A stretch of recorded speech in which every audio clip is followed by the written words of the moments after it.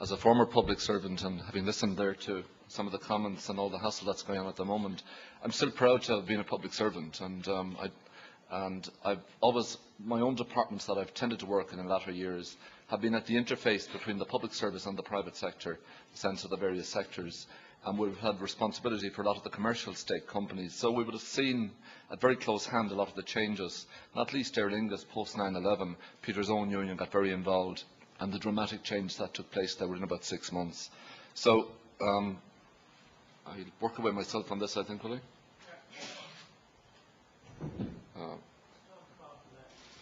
Sorry. Oh, yeah. Okay. What I want to do, I have a number of slides, and if I can just go through them, but I'll go through them fairly quickly, because what I want to do is go back over some of the issues that have, the reforms that have happened. Some of you may be familiar with them, and I'll just flag some of them and maybe talk on the summary that the experience over the last, particularly the last 15 years, and then talk a little about the next stage of where we're going to. Colin has set the scene for that, and I comment on some of that later as well. And I suppose people's view of the public service, and particularly the civil service, maybe if I pull the mic up. A bit of an all-rounder here today. It was the Department of Communications anyway. Most people's view of the civil service is very much the Sir Humphrey, and Sir Humphrey, I don't know if you can read that down there, but so I'm going to refer every so often to the Yes Minister series, because there was a lot of truisms in what they said, and Alan Dukes, and I see Ray McSherry down here as well, would be very familiar. I remember a former minister arriving in on one occasion, and the first thing he asked for was a set of the Yes Minister series. So he found them very helpful. If you go way back to the early 30s, and with the Brennan Commission, and they thought that the public service at the time was satisfactory. Devlin report in '69, where the effort was at splitting what was called the ARACT, or the policy making, from the agencies, and I suppose the start of agencies coming out of that. And again, the Department of Public Service itself was established subsequently to that. And then John Boland's 1985, Delivering Better Government, really about managerialism and that whole side of it. But interestingly enough, never debated in the Dáil or Seanad. And there were a number of initiatives in the late 80s then. The DPS was amalgamated back into the Department of Finance, Efficiency Audit Group, the introduction of performance pay, and for civil servants what were called the administrative budgets that allowed you to look 3 to 5 or 3 years ahead and do a deal with the Department of Finance on how much you were going to get. I suppose that's going back over up to the last 15 years ago, and in the last 15 years there's been a plethora of initiatives, a huge number, starting in 93, 94 with the Strategic Management Initiative. And that came about from 11 of us were involved at the time in the first Assistant Secretary group doing a Master's in Public Service Management. And we came up with this concept and met Albert Reynolds, and he thought it was great, in fairness, took it on board. And coming out of that then, 2 years later, was the Delivering Better Government, and a consequent one or subsequent one for local government. There were a huge range of specific initiatives. I'm not going to go through them all, but just want to give you a flavour for the type of things. Customer service was a big one, particularly for the politicians. I mean, they were getting it in the neck, and rightly so. People saying, we're not getting this, we're not being treated like customers. A whole series of things then about public expenditure review. Colin would probably say, if he was marking them as an essay in college, would say we probably failed on some of those. Introduction to the Public Service Management Act, which gave a legal basis for a lot of the changes to split the role of the Secretary of the Department. Secretary is then responsible, or Secretary General responsible for the management of the Department, and the Minister responsible for the political issues. Now, people might say, that's how significant is that? But it is really significant, and one of the issues that people may not be aware of, most heads of department, every head of department, but many agencies as well, have two functions. As the head of the department, your head, in this case, the Secretary General, you're in charge of all the management, and ministers don't interfere in the management, and the political process doesn't interfere. But your job is to deliver statements of strategy and so on, and deliver the policy advice. But as what's known as the accounting officer, going back to the old 1850s, you're directly responsible to Parliament for the way money is spent through the Public Accounts Committee. So any of the insomniacs that sit on a Thursday night watching the Public Accounts Committee will see that every week some member, some public official is grilled, and this is the part of that process. Freedom of Information Act introduced in '97, and subsequently decimated, probably, in the main, some people would say. And then other legislation. So a sort of a series of initiatives aimed at the customers, some of the putting in place a proper framework, and then this issue of the compellability of witnesses and so on, bringing people before Oireachtas committees. Again, a deficiency in that, I think, and I think we've seen that in more recent years as well. The idea then of introducing multi-annual budgets, and again for the nerds in our group, for the accountants, government operates on a cash-based accounting system. Personally, I think it's a disaster. I think what it doesn't do is take the accruals that are into the future. Pensions, for instance, aren't factored in. So you have a situation that if you were running a sweet shop, you'd have to have a set of accounts that take on board the depreciation of your own assets. Government doesn't do that. And so now you see some of the problems. We ran a set of accounts in the 90s for 3 consecutive years where we did a set of accrual accounts and cash accounts. And at the time we provided for pensions at the rate of 23% onto the normal salaries.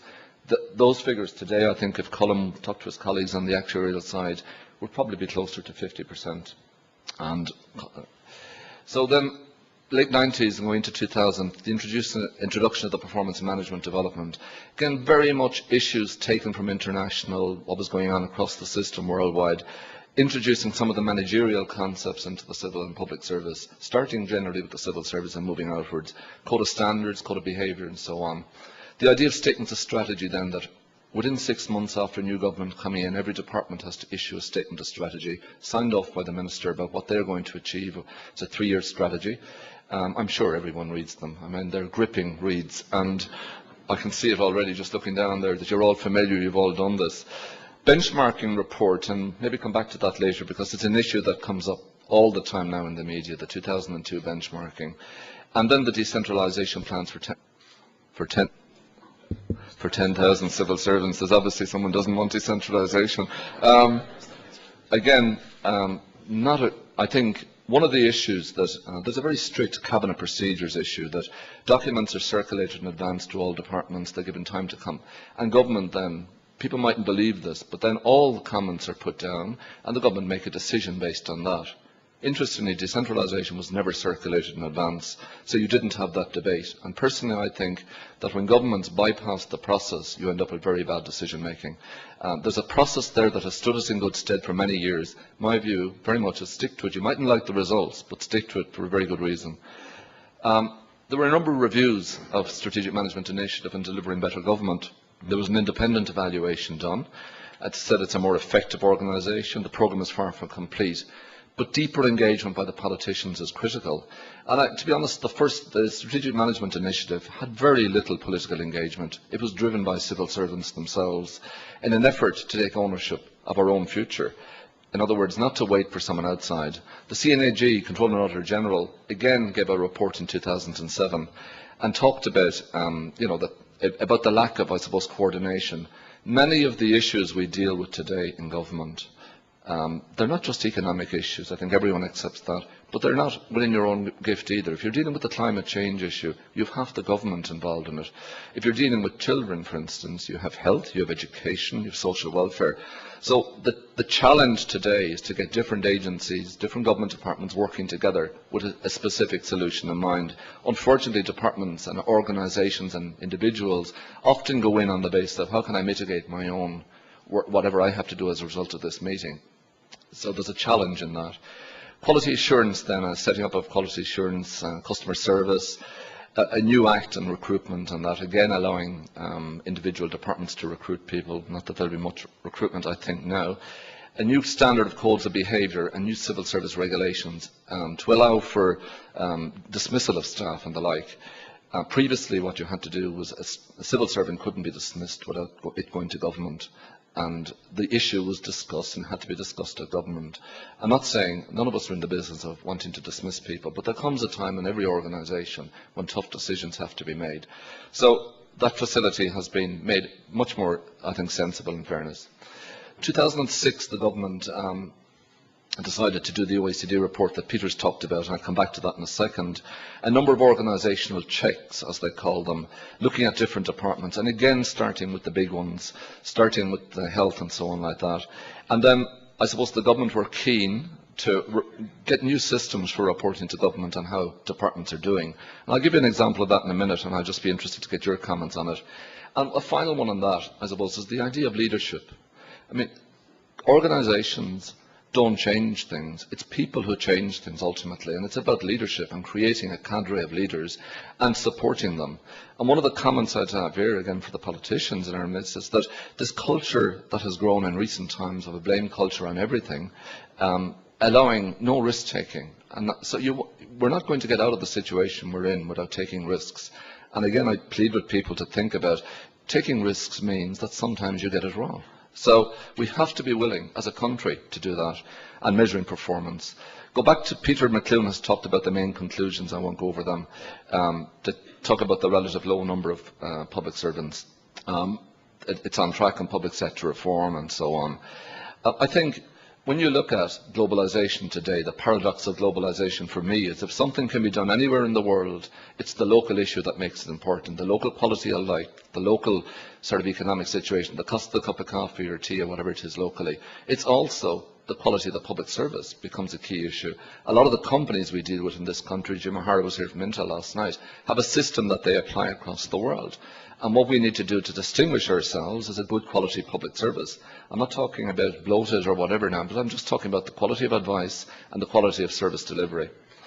Government at the time set up a number of bodies then, and columnists talked about them. Sorry, just go back on that one. Those documents are all available, and I'm not sure actually that any of you have read them on the website, but they are there, and they're actually, if people are going to debate some of these issues, I'd honestly suggest them that's worth looking at some of these. There's a number of other reviews going to come up over the next number of years, and again on this is part of the day-to-day work that goes on. The problem I find with it is that most people never read the reports, in the sense that even the Oireachtas committees don't read them. So I'm not going to spend a lot of time going through them now, I just want to flag them. Procurement is one issue I do want to say. There's a huge issue there. The public service spends an awful lot of money in this country. And to help smaller Irish companies, a lot of the time we have to be willing to stretch out. And if you've got to take the risks there as well, the sense that allow small operations, small companies compete. If we make it so difficult for them, they won't be able to compete, they'll never get started. They go and try and sell abroad and they're told, well, are you selling in Ireland? And they say, no, we can't get business in Ireland. So there's an issue here about procurement. My commentaries on this experience of reform so far, up to 1985, I'd say very limited reform. 85 to 94, slow build-up, again limited reform. 94 to 2005, some of the changes were in line with international trends. In my view, though, we weren't anything like being radical enough. I think one of the issues, and it's the issue that we need consensus on everything, means that things take time. And the problem with taking time, when you take the backdrop of what Colm is talking about, 400 million a week, that's 2.5 million every hour as we sit here, is being borrowed. 35,000 young people coming out of college in the next number of weeks are coming out at the moment. Not too many jobs lined up for them. So the question of time is important. Room for much more external inputs and overviews. And I think we're very unclear today what the role of the state in a modern economy is. If I asked you 5 years ago and told you that the state would be owning banks in America and owning General Motors and everything, you'd have laughed me off the stage. But actually, the role of the state today, the state and a lot of the things the state did was able to take a long-term perspective, take a long-term rate on return, and had the capital to do it. So there's an issue there, and I'd be very much about it. I'm a market-driven person, but I think we need to look at that. And honestly, I think there's a need for reform of the political process. I heard a speech recently where one of the politicians was telling us that there's a major reform coming in September, and when the Dáil comes back, they're starting at 30 minutes earlier on a Tuesday, from 2:30 to 2 o'clock. I don't want to sound cynical, but the reaction when that was said at a lecture was laughter. I suppose when you're looking at any reform in any organisation, particularly public, we've got to make the case for change. We've got to articulate that vision, and then we have a number of initiatives. I mean, it's classic stuff, but it is putting in place then the organisation structure. And I really think, we've heard this morning a major debate about the role of external directors, non-executive directors.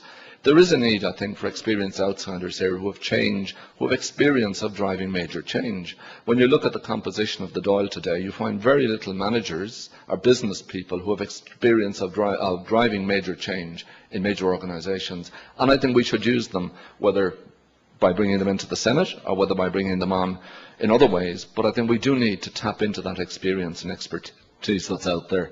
And I really think the sense of urgency. I mean, when I hear people talking that we're going to have another committee to look at another report, and as I said, we're borrowing 2.5 million every hour, I say, you know, really, my view, for what it's worth, is I would take column. Show of hands now. If you were marking those, would you say delivered or not delivered? All those who think they were delivered last year, just put your hand up. Not delivered. And a whole lot in between. Well, you'll be glad to know that the Department of Finance on each of these has delivered, right? And the reason is that it's the provision of advice is the issue. This isn't about the deliverables, it's the provision of advice. So I slagged the Department of Finance on this and saying, like, we have these amazing documents, but let's get the metrics right in them. Because if it's about the provision of advice is one thing, but the deliverables, I don't think anybody here would say that we've delivered on the other side. So what are the choices? We can continue with the old model that we have. And to be honest, I mean, there is an issue about failure to deliver expectations. There is a weakening in public service values, and we have been very lucky in this country over the years, I think, on public service values. The increasing cost, we can see that from Cullum's report. Many demoralised and frustrated staff, and one of the issues where the frustration comes is watching some people not performing and that work shifting to good performers. That's very, very demoralising for people. We don't have a culture of management in the public service. We have a culture of administration, but not real management, and that's a thing we've been working on, I suppose. And then some of the leadership failures. Looking at an option then, I mean, we can continue with that, or we can look at a much more innovative. We've got to position ourselves as best in class internationally. We're a global economy, we talk about that so many times, and the only way we can do that is compete against the best in class. People have got to be proud of working in the public service. We want good people to work in it, and we want them to be proud of it. And then we have to have that whole management, and I would say leadership renewal that's needed. So some comments on the 2006-2008 document, Transforming Public Services. It is a good document, there's a lot in it. But I think it's very important. A report is not a result, and I say that about Cullum's report as well. Sometimes we think there's hundreds of reports I read there recently in the health service sitting there, and we do a report on a report. So the report itself is not a result. And sometimes you can't put old wine or new wine into old wineskins. Secretary of State, known as the Permanent Secretary. Wooly here is your Principal Private Secretary. I too have a Principal Private Secretary, and he's the Principal Private Secretary to the Permanent Secretary. Directly responsible to me are 10 Deputy Secretaries, 87 Under Secretaries, and 219 Assistant Secretaries. Directly responsible to the Principal Private Secretary are plain Private Secretaries, and the Prime Minister will be appointing a Parliamentary Under Secretaries, and you'll be appointing your own Parliamentary Private Secretary. Do they all type? So there is an issue. I think a serious issue is, you know, we do need, in my view, for a 5-year period, a Minister for Public Sector Reform, because this won't be done or driven unless someone is given responsibility at Cabinet to do it. And I think one of the things is they deal with the overarching. Public sector reform is an overarching issue, covers every department and agency, and I think you need a full ministry with a minister and the backing of the Taoiseach and the Minister for Finance. I don't think it can happen within the current institutions, and you take out some of the functions that finance have at the moment and put them into this. In conclusion, if I can, there have been some very significant changes over the last decade, 15 years in particular, but I think we need to be more radical and more challenging in our approach. I think the scope and depth of the changes and the urgency just cannot, if I was to emphasise any one thing this week, it's about urgency. You know, we publish Cullum's report and then we talk about other reports. We're talking about this all being dealt with in the budget in December. That's 20 weeks. That's 8 billion more will have been borrowed by the time we do that. My view, a lot of this could be done immediately. Let's hold back maybe on the social welfare if that's the difficult one until January, but let's start on the other ones immediately, and let's not let this thing accumulate. And if you were running your own business, that's what you do, you know.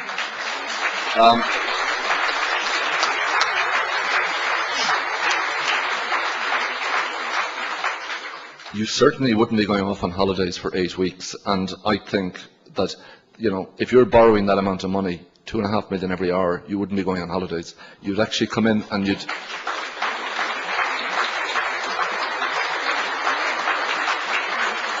Fine. I'm going to politics after this.